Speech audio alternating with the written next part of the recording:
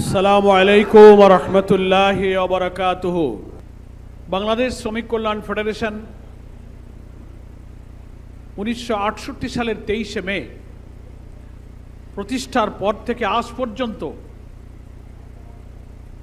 বাংলাদেশের শ্রমিক ময়দানে একমাত্র শ্রমিকদের প্রকৃত অধিকার,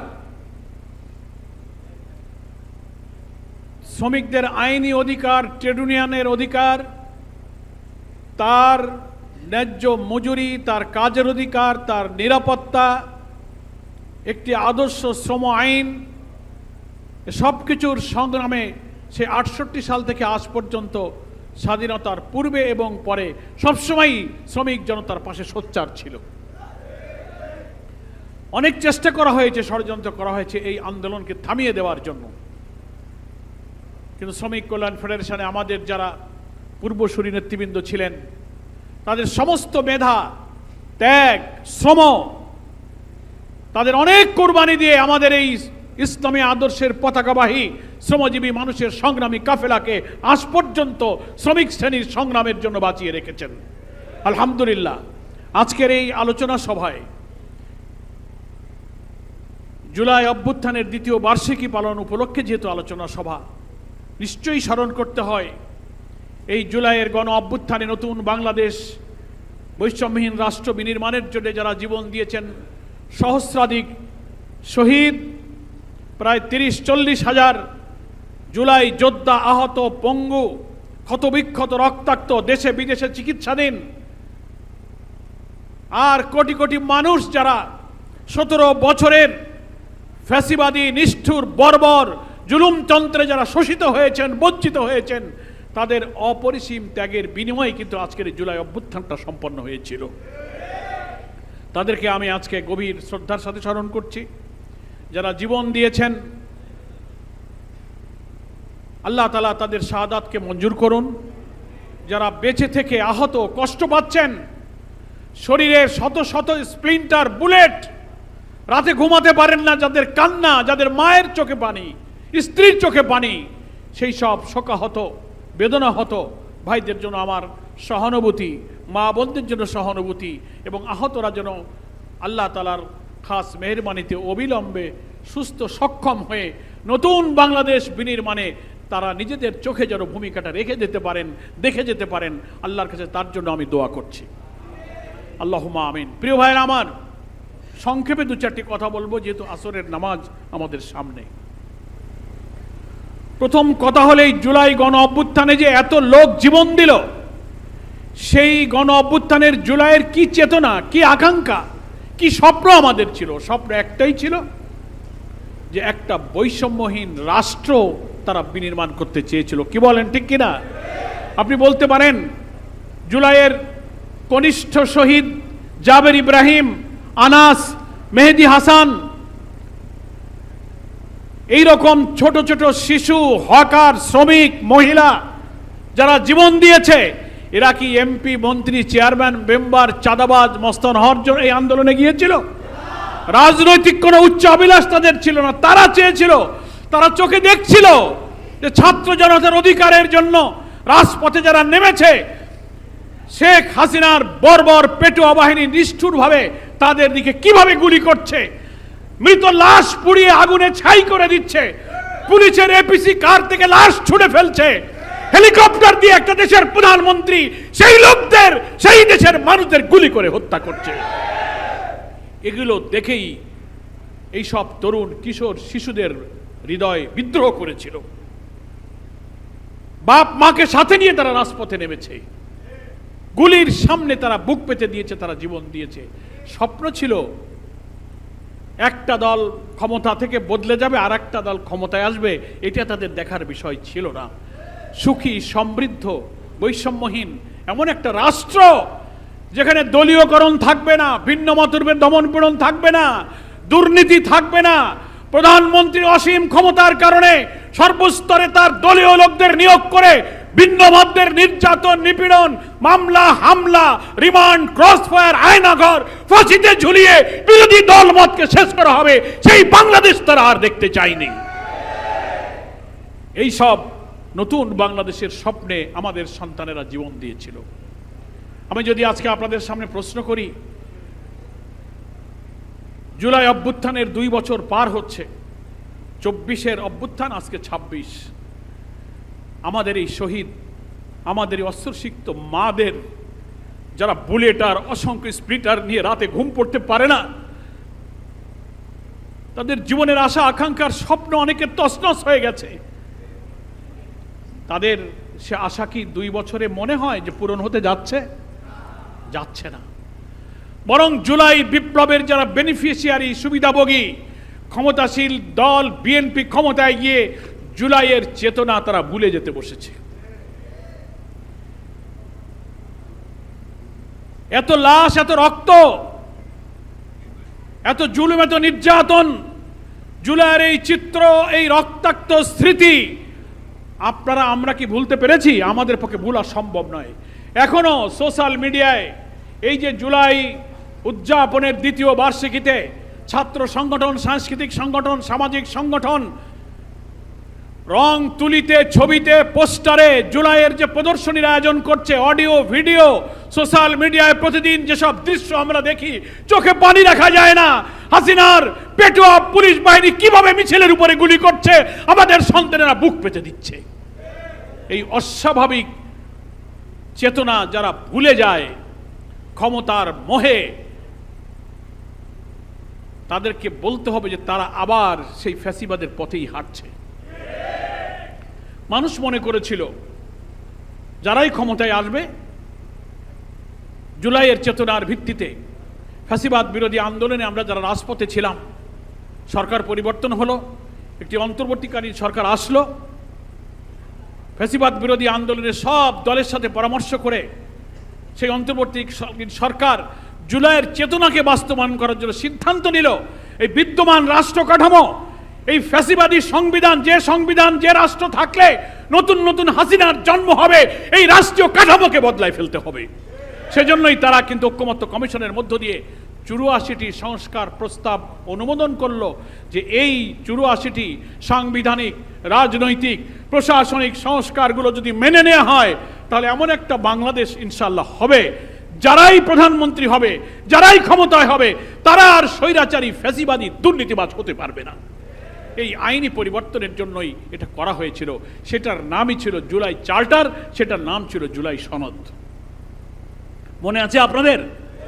2025 সালের 17 অক্টোবর জাতীয় সংসদের দক্ষিণ প্লাজায় সব রাজনৈতিক দল যারা আমরা ফ্যাসিবাদ বিরোধী আন্দোলনে ছিলাম, এক জায়গায় বসে সেই 84টি সাংবিধানিক পরিবর্তনের ব্যাপারে জুলাই সনদে আমরা স্বাক্ষর করেছিলাম। মনে আছে কিনা বলেন? সেখানে বিএনপি ছিল না, বিএনপির 2 জন ছিল, সব দলের 2 জন ছিল, জামাত ইসলামীরও 2 জন ছিল। নির্বাচনের পরে ক্ষমতায় এসে সংখ্যাগরিষ্ঠতার জোরে এখন তারা বলছে আমরা গণভোট মানি না। জুলাই সনদে যে 84টি ব্যাপারে ঐক্যমত্য কমিশন সংবিধান সংস্কারের প্রস্তাব, রাষ্ট্র সংস্কারের প্রস্তাব অনুমোদন করে গণভোটে দিয়ে দিল যে এইটার আইনি ভিত্তির জন্য একটা রেফারেন্ডাম, গণভোট প্রয়োজন। আমরাই শুধু পরিবর্তনের প্রস্তাব দিলে তো হবে না, জনগণ কি বলে? 70% মানুষ ভোটে সেই 84টি সংস্কার প্রস্তাবের পক্ষে হা ভোট দিয়ে সেই জুলাই সনদকে অনুমোদন করেছে। কি বলেন, ঠিক কিনা? এখন ওনারা বলতেছেন ক্ষমতায় গিয়ে এটা সংবিধান বিরোধী, এই রাষ্ট্রপতির আদেশ অবৈধ, এই সংবিধান সংস্কার পরিষদের শপথ সংবিধানে নাই। আরে বাবা, সংবিধানে নাই মানে? পার্লামেন্টে দাঁড়িয়ে বড় বড় সংবিধানের ব্যাখ্যা আপনারা দেন। 2025 সালের 13ই নভেম্বর একটা প্রেসিডেন্সিয়াল অর্ডার হয়েছে, রাষ্ট্রপতির আদেশ। সে আদেশটা ছিল সংবিধান সংস্কার আদেশ, জুলাই সনদ বাস্তবায়ন আদেশ জারি হয়েছিল। সেই একই আদেশে একই দিনে জাতীয় সংসদ নির্বাচন, গণভোট হবে, একটা সংবিধান সংস্কার পরিষদ হবে, এমপিরা ওই পরিষদের সদস্য হিসেবে শপথ নেবেন, 30 দিনের মধ্যে পরিষদের অধিবেশন ডাকবেন, 84টি এই সাংবিধানিক পরিবর্তনের ব্যাপারে সিদ্ধান্ত নিয়ে সংবিধানের তফসিলে অন্তর্ভুক্ত করবেন। এই ব্যাপারে 2025 সালের 13ই নভেম্বর একটা প্রেসিডেন্সিয়াল অর্ডার জারি হয়েছিল, সেটাই হচ্ছে বাংলাদেশের সংবিধান অনুযায়ী এটাও একটা আইন।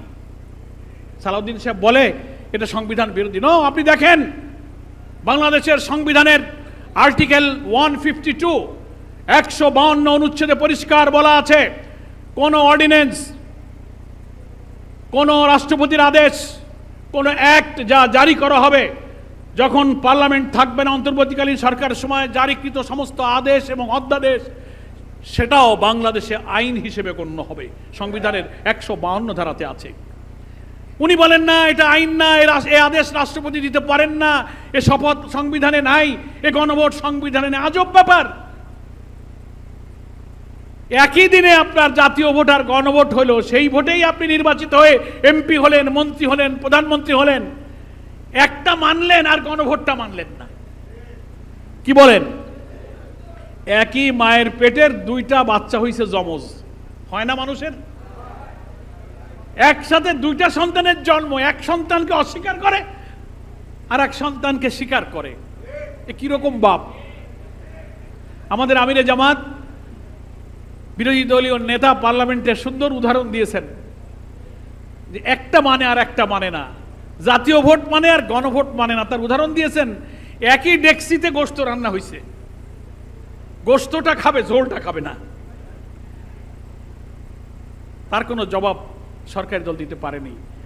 আপনি একই প্রেসিডেন্সিয়াল অর্ডারে অনুষ্ঠিত নির্বাচনে এমপি হলেন, প্রধানমন্ত্রী হলেন, পার্লামেন্ট হলো, সরকার হলো, সেটা আপনি মানলেন। সেই আদেশের ভিত্তিতে গণভোটকে আপনি অস্বীকার করেন। তো এই আদেশ যদি অস্বীকার করার অর্থ হলো আপনার পার্লামেন্টকে অস্বীকার করলেন, নিজের এমপিত্ব মন্ত্রিত্বকে আপনি অস্বীকার করলেন। ওইটা যদি অবৈধ হয় তো এটাও অবৈধ হবে না? অবৈধ হবে। বিএনপি এখন জুলাইয়ের চেতনা ভুলতে বসেছে, কারণ ওই 84টি সংস্কার প্রস্তাবের অন্তত 12টা সাংবিধানিক এমন মৌলিক পরিবর্তনকে তারা ভিন্ন মত পোষণ করেছে, নোট অফ ডিসেন্ট দিয়ে বলেছে এটা তারা মানতে চায় না।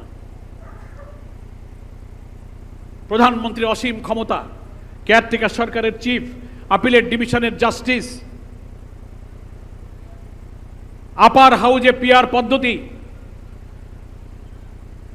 Auditor general, controller general, article 70, সাংবিধানিক গুরুত্বপূর্ণ পদ, বিসিএস পরীক্ষা যে চাকরির জন্য আমাদের ছেলেরা কোটা না বেধার আন্দোলন করেছে, সেখানে সংস্কার কমিশন বলেছে পাবলিক সার্ভিস কমিশনে বিদ্যমান রাষ্ট্র ব্যবস্থায় আছে প্রধানমন্ত্রীর ইচ্ছা অনুযায়ী রাষ্ট্রপতি প্রজ্ঞাপন জারি করে পিএসসি বানাবেন, অ্যান্টি করাপশন কমিশন বানাবেন। ঐক্যমত্য কমিশন বলেছে না, তা হবে না, সরকারি দল এবং বিরোধী দল এবং মাঝখানে জুডিশিয়ারি এবং অন্য একটা সংস্থা বা সার্চ কমিটির মধ্য দিয়ে এই সব সমস্ত সাংবিধানিক পদ পূরণ করা হবে। বিএনপি সেখানে না বলেছে।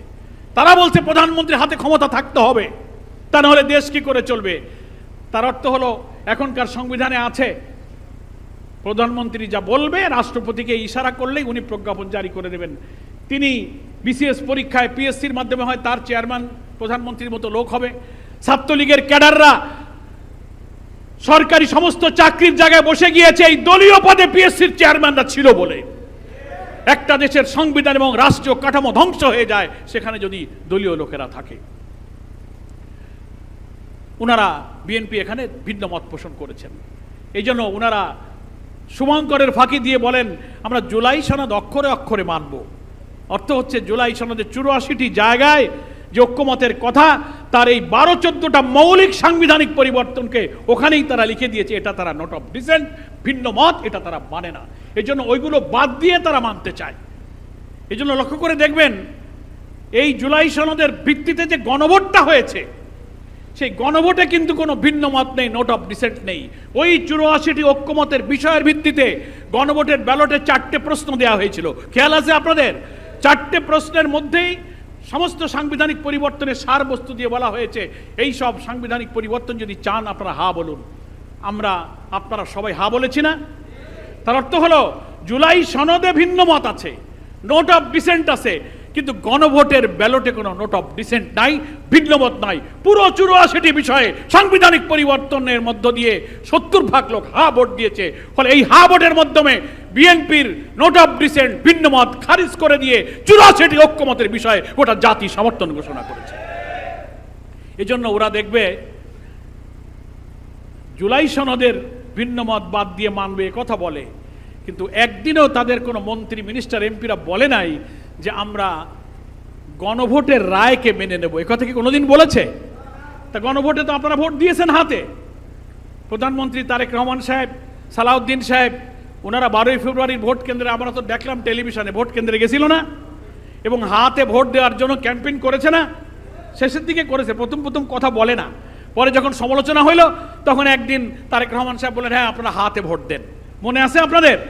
আচ্ছা ঠিক আছে, দেরিতে হলেও তো আপনি কবুল বলছেন। তা সে কবুল বলার পরে ভোট আপনি হাতে দিয়েছেন। দেশের প্রধানমন্ত্রী হিসেবে আপনার কথাকে আমরা বিশ্বাস করি যে আপনি জনগণকে হাতে দিতে বলেছেন, আপনিও হাতে ভোট দিয়েছেন। তাহলে আপনি যে হাতে ভোট দিলেন, তো হাতে ভোট দেওয়ার অর্থ হলো নোট অফ ডিসেন্ট ভিন্নমত ছাড়াই 84টি প্রস্তাবে আপনি একমত হয়ে গেছেন। এখন আপনি আপনার দেওয়া হা ভোটকে ইগনোর করবেন, অস্বীকার করবেন? এটা কি দ্বিচারিতা? বলে হা ভোট যদি মানেন তাহলে সংবিধান সংস্কার পরিষদের বৈঠক 30 দিনে ডাকেননি, অন্যায় করেছেন। শপথ নেননি, অন্যায় করেছেন। এখনো জুলাই সনদ মানেননি, এখন অন্যায় করেছেন, আইন ভঙ্গ করেছেন। এই জন্য শ্রম সংস্কার কমিশনের রিপোর্টটা যে বাস্তবায়ন দাবি শ্রমিক কল্যাণ করে, এই কমিশন কেন 6টি সংস্কার কমিশন যে গভর্নমেন্ট করেছিল একটাও বাস্তবায়ন হবে না যদি জুলাই সনদ পরিপূর্ণভাবে বাস্তবায়ন করা না হয়। এই জন্য আমি কথা এইভাবে বলতে চাই শ্রমিক সমাবেশের মাধ্যমে দেশবাসীর কাছে, যে বিএনপি এখন এই গণভোটকে এড়িয়ে তারা এখন তাদের মতো করে ওই ভিন্ন মতগুলো বাদ দিয়ে সংবিধানের ছোট ছোট কিছু সংশোধন করে একটা পার্লামেন্টে বিশেষ কমিটি গঠন করে সংবিধানটাকে সংশোধন করতে চায়। কিন্তু আমাদের বিরোধী দলের নেতা বলেছেন নো, আমাদের কথা হচ্ছে সংশোধন নয় সংস্কার। কি বলেন? সংশোধন নয় সংস্কার। সংশোধন মানে ছোটখাটো কিছু ভাষা, বাক্য, শব্দ, দু একটা লাইন আপনি পাল্টাবেন।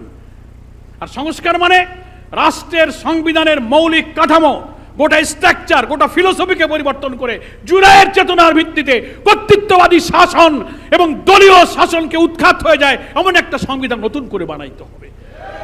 That is called reform. তার অর্থই হচ্ছে সংস্কার। এই জন্য বিএনপি ভেজাল বাঁধাইছে 2-4টা শব্দে। আমি ভালো করে বলে দিই জনগণকে, শ্রমিক সমাজকে এটা বুঝাইতে হবে। একটা হচ্ছে গণভোট আর জুলাই সনদ, মনে রাখেন, গণভোট আর জুলাই সনদ। আর একটা হচ্ছে সংশোধন আর সংস্কার, মনে থাকবে? 2 আর 2 4 জোড়া শব্দ, গণভোট আর জুলাই সনদ, এদিকে সংশোধন আর সংস্কার। ওনারা গণভোট মানবেন না, ভিন্ন মত বাদ দিয়ে জুলাই সনদ মানবেন, সেই কথা বলা একটা শুভঙ্করের ফাঁকি। এই জুলাই সনদ বাস্তবায়নের জন্যই তো গণভোট হয়েছে, ফলে আপনি গণভোটকে কেন মানবেন না? আর আপনি সংস্কারের ব্যাপারে বিএনপির যে 31 দফার কথা প্রায় বলে না, আমাদের 31 দফার প্রস্তাব ক্ষমতা আসার আগের থেকে প্রচার করছে। আপনারা পড়ে দেখবেন, গুগলে সার্চ দেবেন।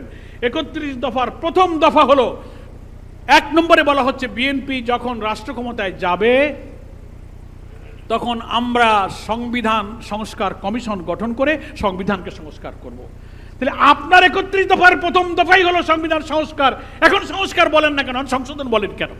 এই সংস্কার বাদ দিয়ে সংশোধন আর গণভোট বাদ দিয়ে জুলাই সনদ, এই দুই কথার মধ্যে ভেজাল বাঁধাইয়া জনগণকে বিভ্রান্ত করে চায়, ঘোলা পানিতে মাছ শিকার করতে চায়। আমরা বলেছি বাঙালিকে আর এত ভুল বোঝানো যাবে না, বাঙালি আর বোকা নেই। যে বাঙালি 1 সাগর রক্ত দিয়ে জুলাই সনদ তৈরি করতে পেরেছে, পার্লামেন্টে আপনি এই জুলাই সনদের ভিত্তিতে গণভোটের রায় মানার জন্য সংবিধান সংস্কার পরিষদের সভা ডাকুন, পরিষদের সদস্য হিসেবে শপথ নিন এবং গণভোটের রায় কার্যকর করুন। এখনো সময় আছে, পার্লামেন্টে 30 দিন তো আপনি ট্রেন মিস করেছেন, তবু পার্লামেন্ট এসে বলেন যে আমার ভুল হয়ে গেছে। প্রথম স্টেশনে উঠতে পারেন, মাঝখানে একটু থামাই দিয়ে আমাদের বিরোধী নেতাকে বলেন যে আমরা এখন একটু সংস্কারের ট্রেনে উঠতে চাই, আমরা গাড়ি থামাই, দরকারে আপনাকে উঠায় নেব। নতুন বিশেষ কমিটি করে সংবিধানকে আপনি জুলাই সনদের ভিত্তিতে সংস্কার করেন, এখনো সময় আছে। আমরা চাই রাজনৈতিক বিতর্ক, সাংবিধানিক বিতর্ক, সংঘাত, সহিংসতা, রাজপথের আন্দোলন বাদ দিয়ে পার্লামেন্টে এটার সংস্কার হোক। কি বলেন, ঠিক কিনা? যদি পার্লামেন্টে এই রাজনৈতিক বিতর্ক নিষ্পত্তি করেন তো ভালো। জাতির সংঘাত, সহিংসতা এবং রাজনৈতিক হিংস্রতা, হটকারিতা, উত্তেজনা, ভাঙচুর, জ্বালাও পোড়াও, হরতাল, ধর্মঘটের বাজে সংস্কৃতি থেকে আমরা দেশকে বাঁচাতে চাই। তাহলে পার্লামেন্টে আপনি নিষ্পত্তি করুন। তা যদি না করেন তাহলে আমরা তো, আপনারা 70% ভোটের সাথে বিশ্বাসঘাতকতা করতে পারবেন, কিন্তু আমরা যারা আমাদের পক্ষে বিরোধী দল, জামাত, 11 দল, শ্রমিক কল্যাণ, আমাদের পক্ষে 70% লোকের সাথে বেইমানি করা সম্ভব নয়। সেই কারণে পার্লামেন্টে যদি এই গণভোটের রায় কার্যকর করার জন্য সংবিধান সংস্কারের ব্যবস্থা না নিতে পারেন, তাহলে 70% মানুষের সাথে রাজপথে এটার সমাধান ছাড়া আমাদের আর কাছে কোনো সমাধান নাই। প্রয়োজনে আমরা রাজপথে নিষ্পত্তি করব। কর্তৃত্ববাদী শাসনের দিকে ওনারা যেতে চায়। 31 দফার 9ম দফায় ওনারা বলেছেন, ক্ষমতায় যেতে পারলে সংকীর্ণ দলীয়তার, দলীয়করণের ঊর্ধ্বে উঠে সকল সরকারি, বিধিবদ্ধ, স্বায়ত্তশাসিত সমস্ত সংস্থায় আমরা আমাদের নিয়োগ প্রক্রিয়া পুনর্গঠন করব। 5 মাস হয়ে পারছে, দলীয়করণ কিরকম দেখছেন তো? দেখেন নাই? সমস্ত জেলা পরিষদে, সিটি কর্পোরেশনে, পৌরসভায়, গুরুত্বপূর্ণ সংবিধিবদ্ধ প্রতিষ্ঠানে সব ছাত্রদল, বিএনপির সিনিয়র সব নেতাদেরকে নিয়োগ দিয়ে ফেলছে।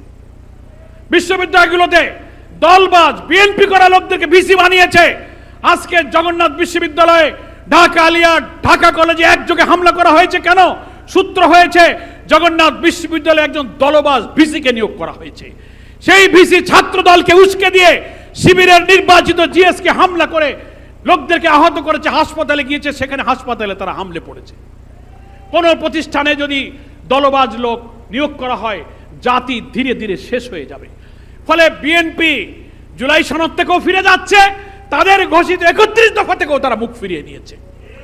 তারা আওয়ামী লীগের ফাঁসিবাদের মতো দলীয়করণের দিকে তারা চলে গেল। টকশোতে, রাজনীতিতে যারা জামাত ইসলামীকে বেশি গালিগালাজ করতে পারে, মিথ্যা ন্যারেটিভ তৈরি করে সরকারের তেলবাজি করতে পারে, চামচামি করতে পারে, বিভিন্ন পদে চাকরি আর পোস্টিং আর প্রমোশনের জন্য লেখাপড়া আর ইন্টারভিউর দরকার নাই। ছাত্রদল, বিএনপির একটা পোস্ট হোল্ড করলেই তিনি পদোন্নতি পেয়ে যাবেন। দেখেন না, টকশোজীবীরা, কয়েকজন বুদ্ধিজীবী, টকশোজীবী সমস্ত পুলাপানের মতো, কি বলবো, এমন এমন ভাষা, অশ্লীল শব্দ ব্যবহার করে। আমরা জীবনে আমাদের মা বাবার কাছে এই সমস্ত ভাষা শব্দ শিখিনি, তারা টকশোতে বসে করে। আর মনে হয় প্রধানমন্ত্রী বলছে, তুমি চালায় যাও, যত জামাতের বিরুদ্ধে বলবা তোমার তত প্রমোশন হবে। সরকারি চাকরি পাওয়ার জন্য ছাত্র দল করা, বিএনপি করা, জামাতকে গালি দেওয়াই হলো যোগ্যতা, লেখাপড়া, ইন্টারভিউর আর দরকার নাই। ভাই, এই জুলাই সনদ বাস্তবায়ন না হতে দিলে এই দেশটা 5 মাসে যা হয়েছে, বিদ্যুতের দাম, গ্যাস সংকট, দ্রব্য মূল্য, মা বোনদের হাড়ি জ্বলছে না, কি সংকট আছে কিনা বলেন?